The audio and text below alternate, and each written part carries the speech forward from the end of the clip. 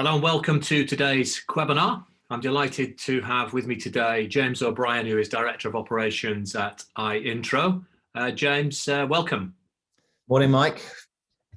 First thing I'm going to do, James, is just enable you with the video side of things. So if you just give me a second, you will be in there in a moment. We've got very good numbers attending this session. It shows the popularity of getting a more consistent revenue stream. So first things first, I'm just going to make you the host, James. So when you're ready, then we're both on screen. Oops, turn myself on and off then. Okay, I need to do that again then, 1 second. Sorry. No worries. I think I'd never used Zoom before, Mike. It's Zoom changing the rules every 10 minutes, James. You should be back there now. There you go, you can take it back now. Okay, good to see you again. Nice to see you. So first things first, I'm going to do a little introduction of James in a second. I've known James, 15, 20 years now, James, something like that? A long time, Mike. Long time. Time flies by, obviously. But to set the scene for the webinars, if you've not attended before, the purpose of them is pretty straightforward. My team at superbiller.com basically examines the RecTech market, and we did a global recruitment technology survey recently where 99 different pieces of recruitment technology were identified, mainly from UK, Europe, Asia Pac, Australia, New Zealand, of course, some in the States. And it was fascinating reading. So we're right at the epicenter of recruitment technology. And one of those pieces of recruitment technology is iIntro with its own unique elements.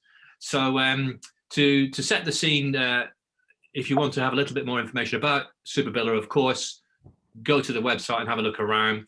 But for the purposes of today, James, when we first met, you were running an executive search firm yourself. Tell us a bit about that, please. Well, Mike, I first started out in recruitment in 1988, obviously went down the contingent path, and I've been in and around the recruitment industry ever since. And when we first met, I was involved with a business called Executives Online, which was an executive recruitment and interim management business. And that's when I sort of first engaged with you to help me on terms of driving up performance. I don't know that you can call this, but we called the training program the Road to 300. And that was the road to 300,000. That was what we're trying to get our recruiters to build towards. And as part of that journey, you introduced me to iIntro. Yeah. And so it's thanks to you I'm sat in this seat today. And, well, isn't it strange how things develop? So you were based in the South then, and I think you then relocated to the head office of iIntro. Is that correct? Well, no, I was based down in Winchester, but I was a weekly commuter. I've lived in York, which is only not too far away from the Leeds head office of iIntro. I've lived up here for 25 years. I was a weekly commuter, Mike. Right. Okay. Well, I've got to do that commuting. The funny thing is, on a weekly commuter basis, I used to spend about 7 hours commuting to Winchester there and back on a Monday and a Friday, so to speak.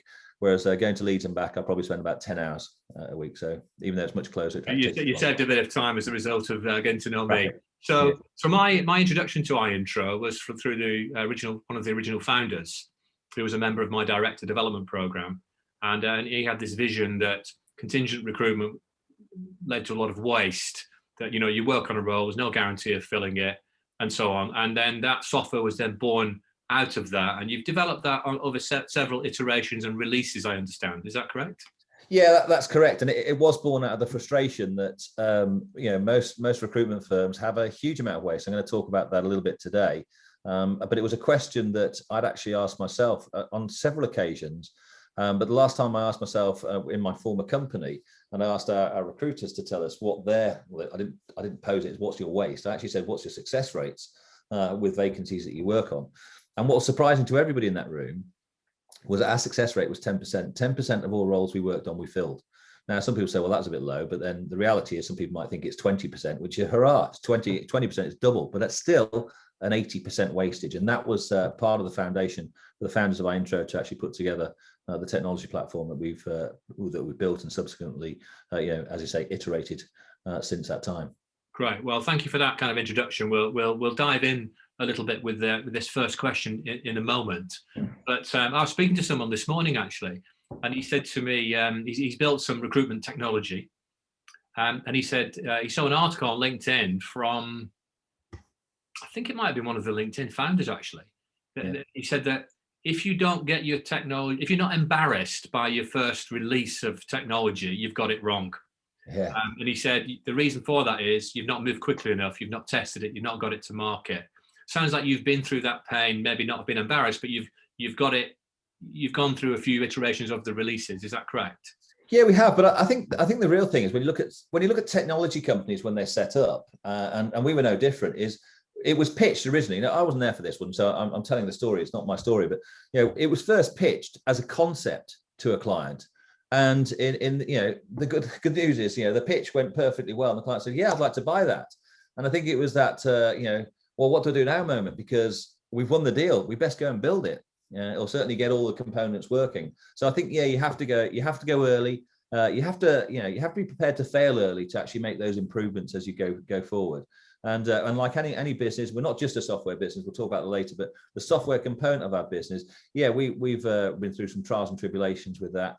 But we brought it forward so that it's a piece of software that's fit for the 21st century and fit for 21st century recruiters.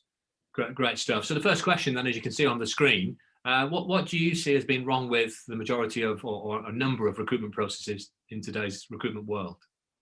Well, the challenges we sometimes see, Mike, are that you've got a word in there which says process, and a lot of recruitment businesses, their processes are actually a little bit flimsy.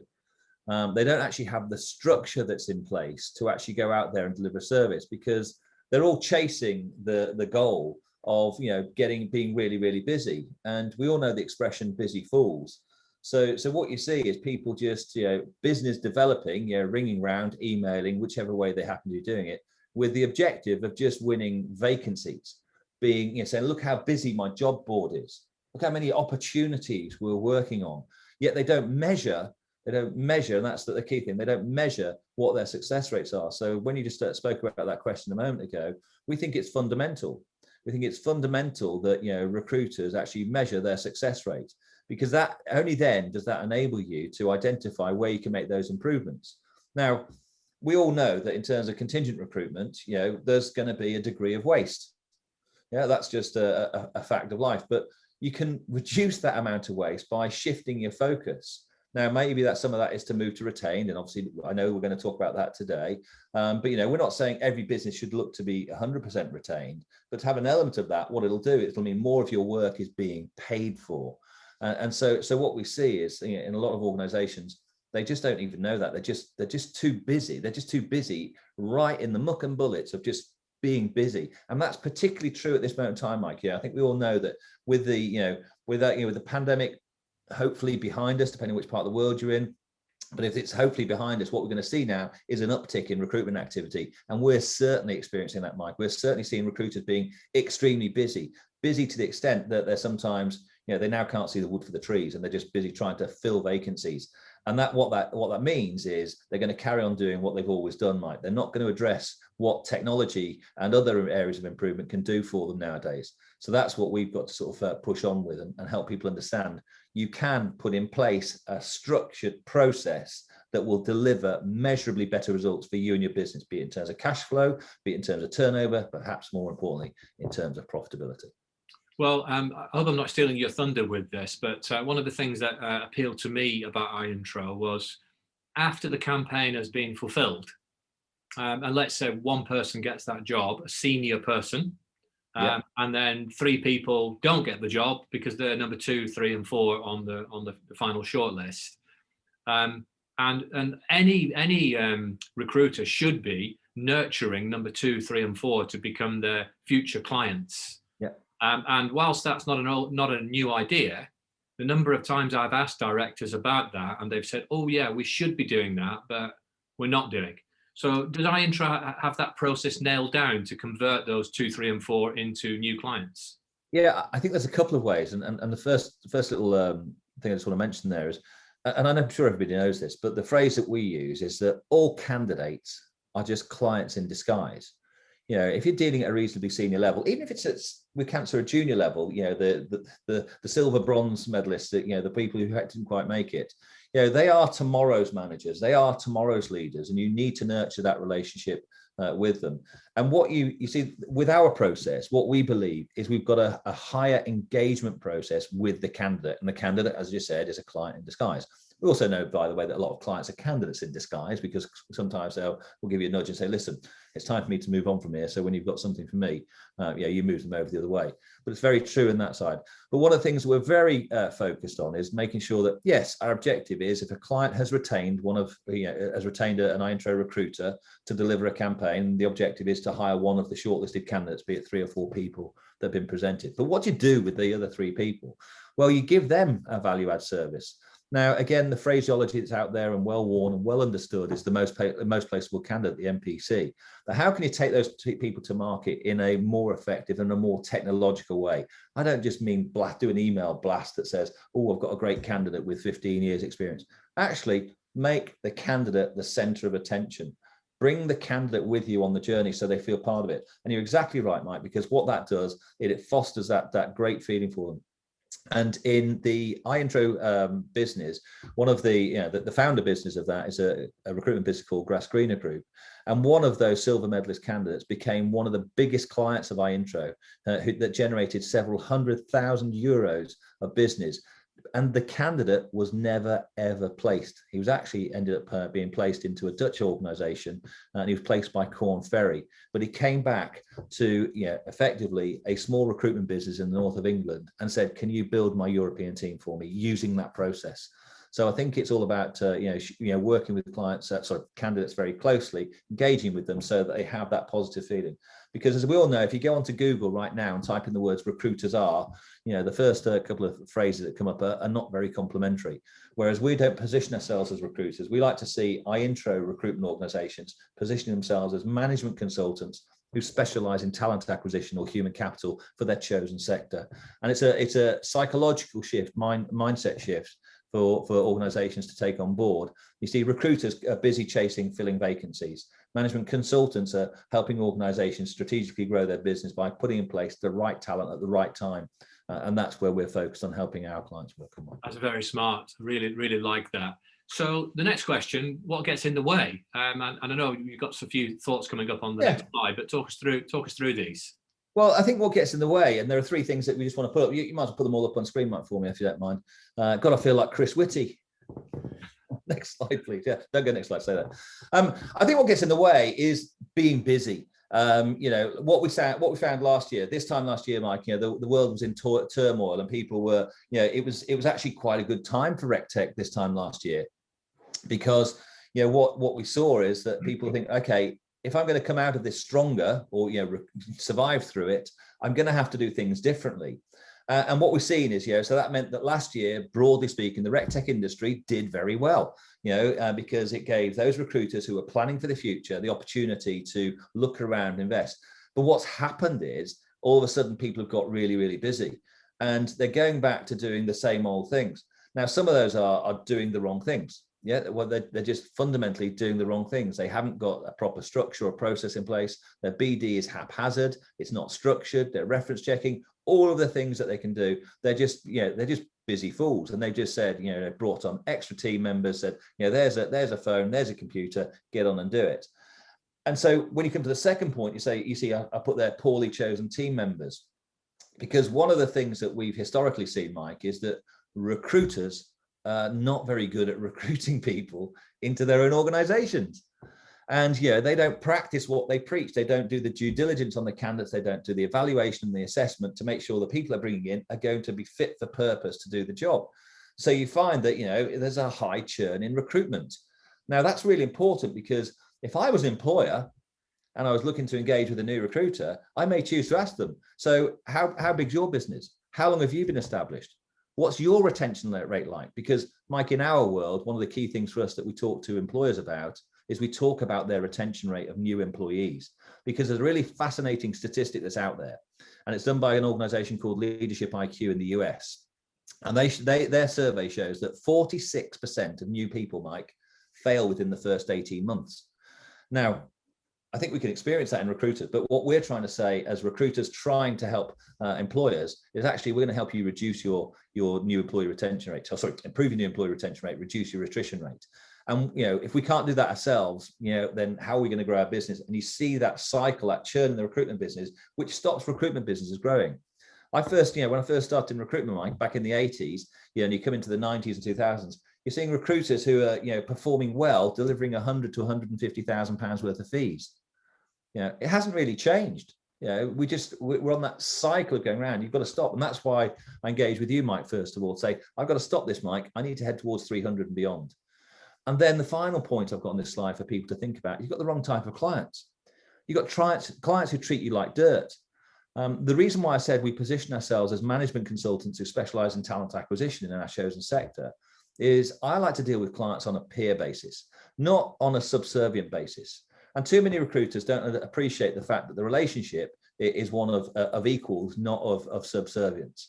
And that's because sometimes a recruiter might be dealing with a CEO or an MD or a CTO, CFO, whoever it happens to be, and they're almost looking up in awe to these people. And they're allowing these people to continue the cycle of treating recruiters like a piece of dirt as a commodity-based service. And that's because we let that happen. So if you've got clients like that, you've got to look in the mirror and say, why have I got bad clients? Well, it's because I let them be bad to me. Because Mike, when I go to a meeting with an employer, also I don't do this every day like the people on this call, for example, there's two of us in the meeting. One of us has got a problem and it's not me. That employer has agreed to meet up with me because they're tacitly telling me they have a problem. They're not going to open up and admit it just yet. They need to see if they want how they want to talk to me. But my job is to elicit that information and to show them that I've got the solution and show them they're the expert at running their business. I'm the expert at doing this. Hand it over to me. I'll sort it for you. But if you don't want to work with me on my terms and work with me as equals, then it's okay. If you don't respect me for what I do, I'll go and work with somebody else.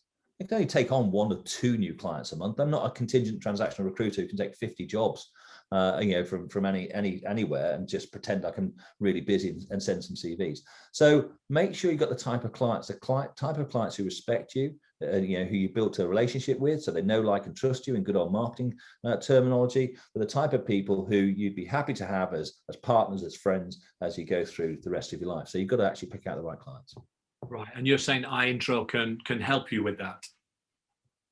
Yeah, absolutely. And it's all to do with putting in place a proper structured process, a proper structured process in understanding how you position yourself with those organizations.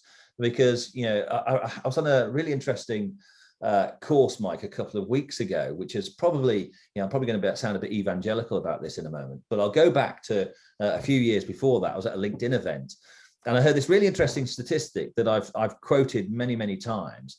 And that's all to do with the fact that nowadays, people don't like to be sold to, they like to buy. And what that means, and what LinkedIn told us, that 66% of buying decisions are made before they reach out to the person they're going to buy from.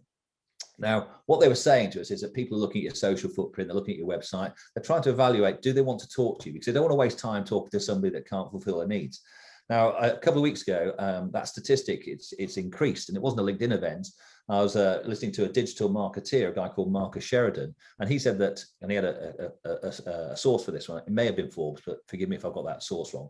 That 80% of all buying decisions. So what does that mean? It means that you've got to have a marketing strategy that is going to appeal to the people who buy your type of service, because they are looking at you before they come and speak to you. Even if you reach out to them cold, they're not going to talk to you without checking you out.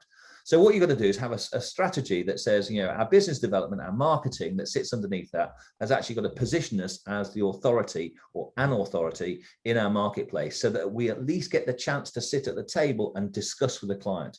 Because it's in that final 20% when we're actually closing the sale, where we're going to get our chance. All the other things we're not going to hear about. So you've got to put in place a successful process to address that marketing activity to get to the business development activity. Then you have to understand the sales cycle. And, a lot of recruiters are not used to selling. They think they sell, but they don't. They take orders. Go back to whether you've got the right type of clients. You're on a PSL where you get sent, 5 jobs this month for it because they're looking for an X, Y, and a Z. And you're just busy trying to fill orders. The fees were set. They've never been negotiated. They were discussed many weeks or months or years ago. But the reality is, it's not fit for purpose. And recruiters don't understand that you have to structure your sales meetings very effectively and control those meetings and take it through. And then the final part of the successful process is to make sure you close and follow up with your clients professionally. They want to deal with professionals. Management consultants are professionals. And you've heard that whole thing. Sometimes people say about the difference in cost between, contingent and retained recruitment. Well, it's like the difference, forgive me for saying this, I'm probably going to get a lot of flack over this particular one, but sometimes we say, if you think it's expensive to hire an amateur or a professional, think how much it's going to cost you to hire an amateur. And what we are, and everybody on this call, I believe, you're very good recruiters, and the aim is to make sure you have the tools, the technology, the systems and the processes in place so that you can actually deliver a professional service, but quantify what that service is. Yeah, I mean, I think for quite a few businesses, being retained is the holy grail, isn't it? I mean, if you've got, a team that has, say, 5 £30,000 fees that are pretty much guaranteed, and it's just about sourcing, then that's better than having a team of 5 who are just working and helping. Yeah, because if in a team of 5, Mike, just to go back to our, we use the 80-20 rule here. We'll say that you're on a 20% success rate. That means of the 5 people you've got in your team, you're paying for 4 of them who are not going to be productive. Whereas if you actually go through and put in place systems and process and structures, then what you've got is the ability to deliver a better quality service, and you can resource differently. It's not about being a 360 recruiter. Some people are just better at selling than others. Some people are better at sourcing and delivering and the account management side. God, in old speak, we used to talk about hunters and farmers, didn't we? But some people are better suited to that. But if I've got a hunt and farm, sometimes that's quite a hard, difficult skill to get. But a lot of organizations put their recruiters on that 360 merry-go-round. And you've got to realize that, you've got to sometimes outsource some of the work to different components so that you actually get the best result.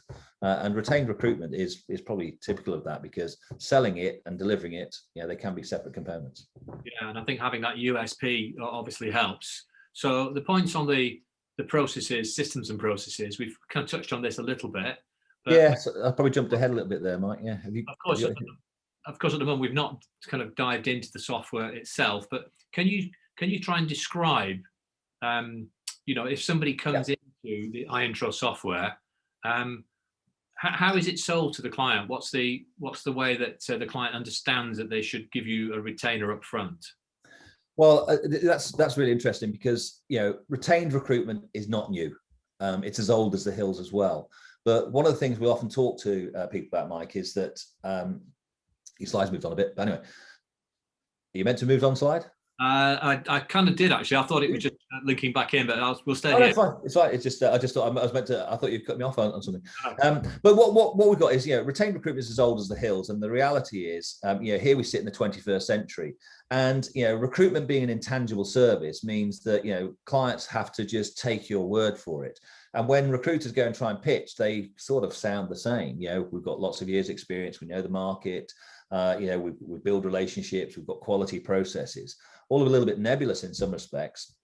And what we've tried to do with iIntro is to productize the recruitment process so that you can tangibly show the client or the potential client your differentiators. And so what that means, it means a visualization of presenting your shortlist. But more importantly, it means showing to the client that in a recruitment process, the more assessment and evaluation you undertake, the more likely that the hire will turn into a long-term hire.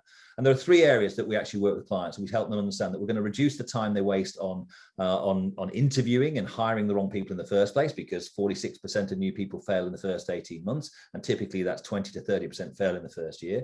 We're going to help them improve their new employee retention rates, because our service, our process is actually designed to deliver a 96% success rate. So we can help them, demonstrably show them that they're going to actually retain their new employees longer, and ultimately look to reduce their overall costs. So time, people, and money, they're the things that are most important in a recruitment process. So what we do is we present our platform. It's obviously digital, it's obviously online, it's obviously accessible 24/7, but we visualize it for the client. We show them, we ask them to compare the service that they typically receive from a recruiter, which is a short phone call, a clutch of CVs or resumes sent over email, and then a follow-up phone call to arrange some interviews, and say, well, okay, that leaves you to make all the decision, make your mind up on the decision process. ultimately you're responsible for the decision, of course, but actually what's going to help you make the right decision. So multiple layers of scientific and objective assessment will help you do that. So we present our clients not just as a CV or resume, but yes, we do video introduction. Yes, we do behavioral assessment. Yes, we do key competency assessment. Yes, we do something we call dynamic weighting. We help benchmark the candidates against the others. So what you're doing is visualizing. And what this means is in a pitch situation, you can show the client what you do. And when people see what you do, it makes it easier to justify why they should pay you, because they can carry on paying for typically a 15% type service where the CV is going to be sent via email and they're left to their own devices, and they're going to hope that they actually, get onto the hire the right person. But we'll show them why they're losing 20 to 30% of their people in the first year. We'll say, or you can do it this way. It's tangible. Yeah. It's transparent. You show them that service. So that productization of the recruitment process helps win business. But software alone, Mike, I'm sure you know this as well as I do. Software alone, it's just an enabler. If you haven't actually learned and invested some time and effort to understand, the systems and processes that you've acquired, then it's not going to work. So those three things that you see on screen there: having a great strategy to go out there and identify the clients you want to work with, having some great technology to present and showcase, what you do and how you present your clients, but also making sure that you've invested in some training and coaching so you can go out there and deliver the service that the clients really do want and need. Great stuff. I mean, some really interesting points in there for me. The tech itself is, let's just make an assumption that it's good and strong, and obviously I've seen it. But a USP such as 96% of the people we place through the system are still there in 12 months' time, surely that gives you an opportunity to give an extended guarantee on the service, for example. I mean, are there any risks associated with that? Well, we have some really interesting debate on social media with candidates, because we talk about our 90, we're 96% perfect, we're not 100%. Of course, there's always some element of doubt in a process. But what we help the employers do is mitigate that 4% risk by offering them or suggesting we offer to them a recruitment risk reversal policy, Mike, of offering up to 12 months free replacement. And by the way, Mike, we've actually got some of our clients around the world who offer longer than 12 months, but typically we'll just start to engage our clients and get them starting to think about, offering their clients up to 12 months free replacement. And the abuse we sometimes get for suggesting that you'd offer a 12-month free replacement on LinkedIn, it's staggering, but that's the world we live in. But when we break it down with recruiters, we ask them this question: of the last 10 people you placed with your clients, how many of those candidates you placed are still in the job 1 year later? And most time recruiters will say to me, 9 out of 10, 10 out of 10. Now, they actually probably don't measure it, which is another important thing about measurement. But you see what there is, they're already very good, but they've never figured out that you can actually use that as evidence that your recruitment process is built on solid foundations. And you can back it up with a recruitment risk reversal policy that says if something goes wrong, by that you mean if the client decides to fire the person, or if the person works their own accord, you can offer them up to 12 months free replacement. It doesn't have to be 12 months, depends on the seniority of the role, of course.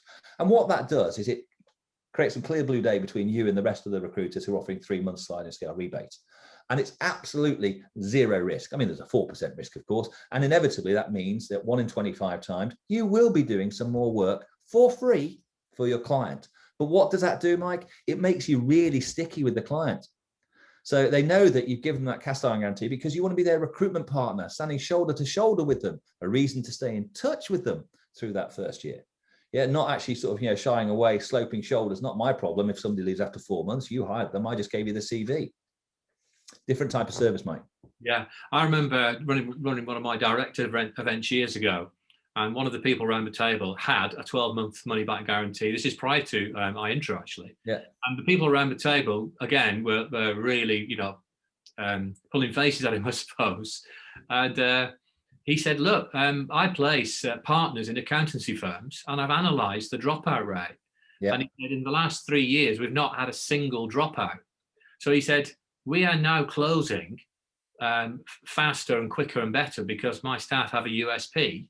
And in his mind, he categorized that at no risk. He was probably right, actually. I don't think there's any risk to them at all, Mike. Anyway, interesting question you got on screen there. Yeah, so 10 years ago, someone said to me, Mike, you're out of touch. You can't sell retainers in today's marketplace. So you think you've got to question the sales ability of that person, obviously, and the Yeah. fact they didn't know how to sell retainers. Well, that what's really important is you said that, Mike. We had a comment recently which said, based on the year we've just had, if you think you can sell a retainer at 30%, you must be in la la land. Mm-hmm. Yeah. And the reality is we're not in la la land. What we do appreciate in today's market, there is a skill shortage. It's been around for a long, long time, and clients will pay for the best talent, but they won't pay any more and they won't retain you if they don't know why they're retaining you. And so the reason why some recruiters have this opinion that it's impossible to sell retainers in today's market is because, one, they've never tried. When they have tried, they don't know what they're selling and they don't know how to sell it, so they failed. And therefore, we say it doesn't work in my market. And the reality is, we have clients, Mark. We work with over, like you, we work with over 200 recruitment businesses worldwide who work in pretty much every type of market that you can say. And we know that you can sell retained sales market. Now, if you don't offer a different level of value, then you can't. Yeah. And the reality is, if you haven't gone through the training, the coaching, the support to know what it is that you're selling, you are going to fail. I failed. Yeah, I failed. I tried to sell retainers, but I didn't know what I was doing. Yeah. And you need to identify and learn how to do that. And my colleague, Paul Hickey, one of the co-founders of iIntro, he's got a great little expression. He probably stole it from someone else, but if he didn't, he made it. It was great. So if you're trying to get from A to B, ask the man at point B, don't ask the man at point A. So the reason why recruiters have this opinion is they're speaking to people in their market who are at point A. They've never sold it, so they say you can't do it in our market. Whereas if there's somebody in your market at point B, and I'm sort of saying to you, that's us, who does know how to sell retainers in your market, has got experience, why not talk to somebody like us? That makes perfect sense. So moving on to the next point about not selling, we've kind of covered that off a little bit. But these are the points. Talk us through those, please, James. Yeah, well, again, sometimes, the reality is most recruiters, when we ask them to list their USPs, they just reel off a list of SPs, Mike. Yeah, they sound like everybody else. There's no true differentiation. And what you have to do is you have to be able to give your client or your prospect an overwhelming and quantifiable reason as to why they should deal with you rather than everybody else. And if you just sound like everybody else, you're never going to win. Yeah. The fact that I've got 15 years experience in the market sector, well, so what? The next person comes in, has got 15 years experience in the sector and has built all the relationships. So how do I choose between you? Mike, I might ask you as an employer, you might just jump onto football or golf or something crazy like that. And I realize we've both got an interest in golf. So I think, I'll deal with you. You like golf. You must be a good guy. Yeah. So, the reality is we're out there. People haven't positioned themselves in that way. They don't have that USP. They then don't have a value proposition. Their value proposition is I can do it cheaper and faster. Mike, in the good old days when I used to have haircuts, in my barbers, I used to be a sign on the wall, good haircuts aren't cheap and cheap haircuts aren't good. Yeah. So, if you don't have a value proposition, people are going to go with the cheapest. But if you can differentiate yourself and show the client that you've got some overwhelming value, and what we've talked about there is that productization of the recruitment process, then you can see it. And that final point, Mike, I think is really critical. People who haven't been trained, they haven't invested the time and the money to learn the skills on how to sell retained. It's not rocket science. It can be done by pretty much everybody. I think, one of the things we sometimes come across, we see out there in the marketplace that, and we've got people on this call today, perhaps thinking, yes, they would like to sell, retained recruitment. Never do you get retained recruiters say, I'd love to sell some contingent today. It's not what they do. So, it's a journey. If we can help you get to that point B, as we believe we can, then you are going to need to identify these things. You need to create a value proposition, a client value proposition that makes you stand out. You need to identify some true, unique USPs, and you need to invest a bit of time and effort in getting it. You're not just selling software then, you're selling teaching people how to sell it as a USP. And Absolutely. We run something called the Retained Recruiter Academy, Mike. We believe we are the home of retained recruitment. So, from that side of things, we do absolutely help people not just buy a piece of software and leave it on the shelf. No, the software is one thing. That's the enabler. But we've now got to train and coach people. That's one of the things we've learned a lot over the last 7 or 8 years.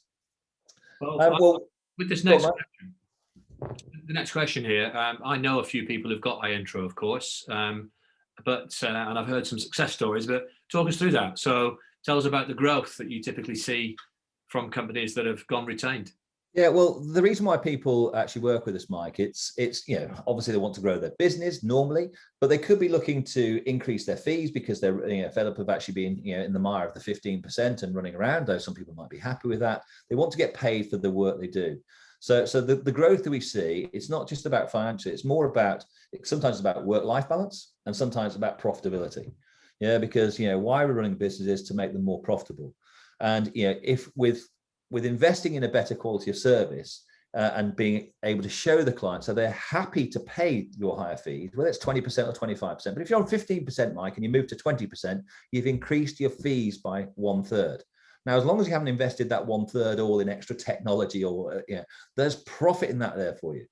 Yeah, and that's what people are doing. We're finding that people are becoming more profitable actually by delivering a better service. They're getting paid for more of their work. They've moved away from filling one in 5 vacancies, to actually, filling pretty much every vacancy they work on, if they decide to go down the full retained route. And that's a decision that people make. Yeah. So from that side of things, we know that we can help those organizations go through it. And we've delivered over 120 million of recruitment fees over the last few years, and over 7,000 candidates have been placed in roles. So we know this is a process that works, and that goes back to that point. If you want to get to point B, ask the man who's already there. That's impressive. I know of 2 businesses that took our intro that set up separate limited companies to have almost like a retained. They didn't do it as a division of the current company. They set it up as a separate business. Have you seen much evidence of that happening in other companies? Yeah, I mean, I had a really interesting question from somebody yesterday, and I think it might be one of your questions as well, but I actually had this live in a training session yesterday where someone said, well, can I still do contingent work? And so sometimes people will separate it out because, if you go to pitch a service, how do you downsell to a contingent role? Because let's be honest, Mike, you're not going to get every role retained, and actually, not every role should be retained. So sometimes, we've seen people set different channels up to create that and separate this out as a separate brand. So they'll carry on with their current business model, which operates under their known name, and then they'll create, if you like, a sub brand or a super brand to sit above that, to be their executive search division. But sorry, you know what? I just want to say something, because I said something wrong there. This is not about executive search, so apologies for saying that. It's about retained recruitment, and that means, and our clients work at levels of 40 to 50k in UK money, 40 to 50k and above. Yes, we do the big 6-figure roles as well, but this isn't an executive search. So apologies for saying that word. No, that's fine, and thank you for that. And actually, the clarification on that point is interesting. So this isn't going to be suitable for everybody, is it? I mean, if someone's working on 30k jobs, it sounds like it'll be less relevant. Is that a fair comment? It is. It was interesting because last year in the pandemic time, we got a new client, and they come from the sales team. They then come over to me and my team, and we look after them. And I'll always look up clients and see what it is they do. And I looked this one. It was administrative type recruitment. I was thinking, oh, what have these guys done? This is a 30k, 25 to 30k recruitment business. And I thought, well, maybe they want to create this, a more senior division. They didn't, and they have been successful. Now, that success means they've actually shown their client they've got a better quality of service. Now, I'm not saying that because I'm not saying it's right for everybody. And normally I'd say it's going to be, if you're talking on the 40, 50, 60, 70k role, perfect for this type of stuff. But it can work down there, but the specific circumstances. And again, the reason why this particular organization were able to do it is their mindset was they wanted a shift. And it was going to be a strategic move. It was just, let's have a go, because it's not what they do. So not right. Probably 3 years ago, I sold a few retained assignments for £20,000 worth of fees, which was hiring 4 or 5 rookie recruiters. Yeah. Through the business stream that I had. So you can, if you package things in the right way, you can sell it, can't you? Yeah, and I've just seen a comment from somebody that says that he uses iIntro, and he's completed some 30k roles on Intro that's worked just as well as the 70 to 120k search work that he does. So, Mike, how to increase your profits? Well, one of the things to say is stop working for free. Yeah, because you're giving away your time and it's irreplaceable. And we find that, too many times people are chasing their tails. Now, that's very difficult to do because we've been conditioned over the years as contingent recruiters to work really, really, really hard, work really, really fast. And if you throw enough mud at the wall, some of it will stick, unfortunately. Now, I'm saying stop, evaluate what your current your fill rates are and see what can you do to make that better. You then need to create an overwhelming client value proposition. Ask yourself, go and ask somebody you trust So, this is what I say to people. What does it sound like? And if the answer sounds like everybody else, listen, you'll win some work.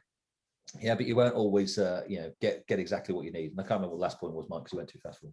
No, that's cool, James. I was just checking for any more questions in the chat. There's quite a vibrant chat going on at the moment. So if you have any questions specifically for James, please pop them in there, and I'll pick it up before the end of the session.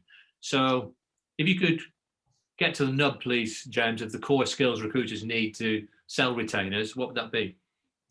Again, Mike, I'd sort of try and categorize it down into learn three things. I've said a couple of these things. They need to, they need to move from A to B. They need to make a conscious decision. Do I want to sell it? And am I prepared to commit the time and effort to do that? And so, if you want to go there, work it. Put together a marketing and sales strategy, that says, this is what we do. Because if people don't know that you're offering this type of service, offering a differentiated type of services, then you're not going to be able to do it. You need to learn to sell. You need to learn to sell, Mike. You can't just think, oh, I'm going to go and talk to my client about retained recruitment. It will fail. It will fail if you don't actually invest the time and effort to go there. And when you're selling, you have to be consultative. Now, that's easier said than done, because most recruiters, unfortunately, have a bit of subservience in them, and they just ask the same old questions. Tell me what type of person you're looking for, what type of experience, what type of knowledge they want. Great, I can help you. I'll go off and find them. Now, you've actually got to ask the consequences of what it means to that organization. Why are they hiring? What's the consequence of them hiring the right person? What's the consequence of them hiring the wrong person? Get that impact. Build yourself as a management consultant who specializes in human capital or talent acquisition. So you've got to put in place that time and effort to sort of learning to sell. So putting all that effort in there, positioning your organization differently, having a separated piece so people can understand that, starting to create content that positions you as an authority, so that people know what you do. There's more chance they're going to come to you. And persistence, Mike. Don't give up. It's too easy to say it doesn't work in my market. And look around you. There are people in your market doing it. What have they done differently? Well, they learned to sell, they invested the time, they invested the effort, and they persisted. Until all too often, Mike, we see people give up too soon. That's great advice. And I'm just thinking of a service review, which anyone can do as a recruitment business owner or a director of a recruitment company. And if you have a service review with your current clients and then ask them the question as part of that, which other roles are you not giving to us, and then find out why. Those service reviews are a jewel of opportunity and could lead to someone then, having an opportunity to sell more senior positions within their current client base. There's one other little trend that we've started to see a bit more of now, and that's the advent. It's been around for a while, but the advent more and more of managed service provider contracts, where people are looking to outsource.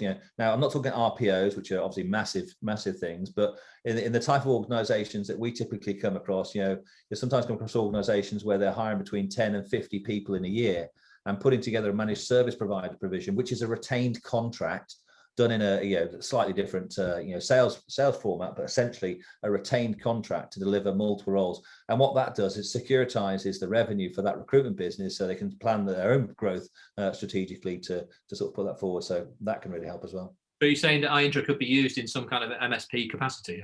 Oh, absolutely, Mike. I mean, one of the things we do all the time with some of our clients, when we're a technology platform, so obviously there's some branding in there. Our platform is a white label. We don't promote iIntro, we promote your brand. So whatever you want to call it, we'll call it that one. But what we're also able to do with our clients who deliver MSPs is we then rebrand, or if you like, recreate another portal effectively for the employer to log in, all fully branded in their own particular way. So, our clients will often have, they'll have their own site, which is obviously branded in their own brand. So if this is you, Mike, you'd be branded Superbillers, of course, but Superbillers might go and sell to Microsoft. And you want to say, well, Microsoft want to come in and see it as Microsoft, not Superbillers. We can do that for them as well. This is all about making sure that we, as an organization, we're listening to the needs of our clients, who are the recruiters, who are listening to the needs of their clients, the employers. So what we're trying to do is actually humanize this process and say, listen, we've got all the technology, but we're high touch as well. We listen, we care. Great stuff. So you're actually securing the revenue, whether it's through some kind of MSP, retained deal, or whether it's actually through a traditional model, so to speak, of a third, or something similar. Yeah. Yeah, absolutely, absolutely. And there are different structures. MSP structures wouldn't necessarily be a third, a third, a third. And there's containers, there's different styles, and we actually try and train people on all those pieces. And we also provide them with all the templates to sort of go out there, so they don't have to start from scratch, because sometimes it can seem, it's a lot to do, Mike. It can seem a bit overwhelming, but that's the point. We're at point B here. Ask us, we'll help you. We have all the materials, we have all the support. We can help you start to put together your marketing and sales strategy, and actually we'll train on how to be consultative with your client base, so that you can actually. It's an interesting mix that you've got the tech and the support with that, really. So next question then, can contingent operate alongside retained, do you think? Yeah, I mean, the answer to that is yes, but it comes with a but. And what I mean by that is, when you go out and pitch, it's like pitching for the pinnacle. You're pitching right at the top of the mountain. That's what retained recruitment is. But not every role is right to be retained. Sometimes a role might be a really impossible role, and you might just be taking money for taking money's sake, and that may not be the right thing. So you want to come down the mountain, you want to come down to the next ledge on the mountain, which might be exclusive contingent, or right at the bottom, which is where the biggest part of the mountain is, might be the contingent world. And you might have people in your team, might be trainees learning, maybe they're best suited to cut their teeth on some of them contingent roles, because there's going to be an 80% failure rate. Yeah, they're going to be working on 80% of the roles they're working on. They're not going to place. So yes, of course there is a place for it. But we launched an ebook, and people can go onto our website and go into our iLibrary at iintro.co.uk. And there's a book there called The Death of Contingency, another controversial statement. The author of that is Plamen Ivanov, who's the co-founder of iIntro. And Plamen is a crusader in marketing terms. And when we put that out, it really sort of, rev people up to say, it's not going to die. Now, do we think it's going to disappear? No, but do we think it's a little bit like circling the drain, because there's been that downward pressure on fees? You're now being, finding there's more and more in-house recruiters popping up, rec tech and automation taking over. So if you're not differentiating yourself differently, you're going to find you're playing a game. And I think, Mike, my prediction on contingent recruitment fees, at some point they'll get down to about 8.33%, otherwise known as 1 month's salary. Well, in some countries, that model exists already. It does, yeah. And that's what I'm saying. I think we'll get there. And there are many countries out there who are now working on, not percentages, but how many months. It is a percentage, of course, but how many months' salaries. And I think you'll find that squeeze comes in. People will go down to those type of levels. Well, and then you're going to be competing against some of the big boys who can manage those fee levels, whereas you can't. The other big threat, before we come on to this next question, is AI. If you think of some of the advancements, like I said, we're at the epicenter of rec tech at the moment. And when we did the global recruitment technology survey, I was shocked at how many pieces of tech I'd not heard of, that people are saying are invaluable in their current recruitment company. So, and I'm right in that center of knowledge. So you think of all this stuff coming around right now, and the way that quantum computing is going to impact things, you can see that probably quite a few of these roles are going to be filled more easily. Plus, AI is going to eat up some of the lower level jobs. Yeah. So it seems to me that the higher level fees is not a bad place to be gravitating towards. It's not just the high level fees, it's the value of the service, because even in those automated models, will always be the case where people want that high touch service. And the answer will be yes, and you've got to make sure that you can offer that type of service. So I think it's there, but you can't ignore the rec tech and the automation and the AI that's happening there, machine learning. It's already, and has done for years, Mike, impacted on the business. But we've sometimes got our nose so much in the trough that we're actually not seeing what's happening around us, and you sometimes need to sit up and have a look around and see what's coming. And there are some really fascinating things coming out there. And you're at the epicenter, you said. From our own perspective, we're obviously looking at all pieces of technology to see how they can impact what we do with our clients, how we can help make sure that they're staying abreast of developments. That's something I think you and I we're both looking at sort of constantly, really. Okay, well. Any more questions from delegates, please pop them into the chat, and hopefully we'll pick those up. I can see that one or two of them have been answered in real time as they come in. So thank you for those questions. So James, lifestyle business, it's sometimes seems to be a dirty word, Mike, and I just don't think it is the case, because many people, when they're going through their careers, they think, I'm going to grow a business, I want to sell it for millions, and that happens, of course. And is it okay to run a lifestyle business? Absolutely. Go back to my road to 300, Mike. I was working with franchise partners around the world at that particular stage, and they were looking to generate, 2 of them in their office. That was it. And they said, we can do 500,000, 600,000. That's very nice because it's a low cost business. And that's exactly what we want. I don't want the stress, the strain of trying to build some global business, which I'm going to sell for millions. But if that's your bag, do that. Is it okay? Absolutely. And this is perfect for that in terms of saying, where do you want to do, on a retained recruitment model. You're not running around like a headless chicken. You're working with fewer clients. You've got to have a good, strong, and diverse client base, of course, as you do for a lifestyle. I think the synergies between whether you're building a business to sell or building a lifestyle business, I think they're exactly the same. It's just the scale is different. But running a lifestyle business, it's a great way to sort of make some great money and have a good time too. Great stuff. So we've I'm going to move through this probably right now, skip through it because we're coming to the end of the session really. So final opportunity for questions. I'm just going to check the chat as we come in here. Okay, so no more questions coming in straight away, James. Yeah. But if people want to find out a bit more about iIntro or have a look at the software itself, what would the next steps be? Well, next steps is we offer people what we call a consultation. You can go to our website, Mike, iintro.com or iintro.co.uk. It'll lead you to the same point. I think I put a link on there for you, Mike, specifically. It's a bit.ly link. It's a shorter one. So bit.ly /II-consultation. If they can get there, whichever route they get to us, Mike, in terms of if they come on board, we'll then, our team of colleagues who've all got multi-years of recruitment experience, we'll discuss with you what we do, how we do it, identify with you, whether it's right for you, and then we'll hopefully start a journey together. So we'd love to talk to people to see if we can help them on this journey of going from A to B. Great stuff. Well, many thanks for your insight today. Some really fascinating points there, James. Pleasure to see you again. Yeah, and, you too. Have a great weekend and look forward to joining you again. Okay, thanks a lot, Mike. Cheers, bye now. Thank you.